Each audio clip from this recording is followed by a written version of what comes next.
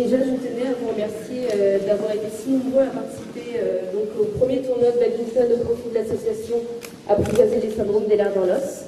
Donc un gros merci, ça nous tient tous à cœur, donc l'association, mes bénévoles et moi-même. Donc c'est quelque chose qu'on espère réitérer les années prochaines. L'association a été créée en 2007 par Nelly Serre, donc Nelly qui n'est pas là aujourd'hui.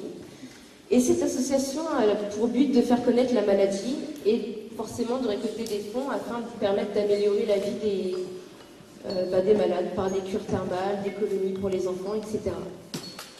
Donc le syndrome d'Ehlers-Danlos, c'est une maladie rare et orpheline qui touche environ, on estime qu'il y a environ 500 000 malades en France.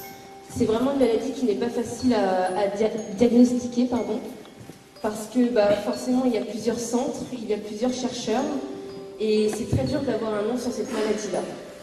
Donc pour vous expliquer un peu la maladie, donc c'est une maladie rare et orpheline qui touche principalement les femmes, et elle est due à une défaillance des tissus conjonctifs dans le corps. Alors les tissus conjonctifs, ce sont les tissus de soutien au corps, un peu comme les briques d'une maison.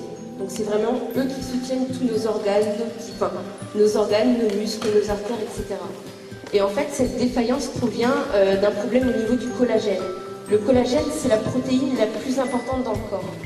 Donc forcément, tout ça, notre corps, il tient plus. C'est-à-dire qu'un jour, on peut être debout, comme le lendemain, on peut être en béquille parce qu'on n'arrive plus à marcher.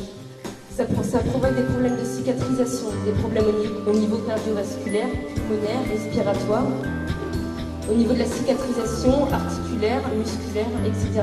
Forcément une grande fatigue et beaucoup de problèmes au niveau de la peau également, parce que les tissus, la peau principalement, donc forte élasticité, donc forcément qui entraîne un problème de cicatrisation. Donc la moindre coupure peut être problématique quand il suffit de recoudre, et c'est vraiment pas évident.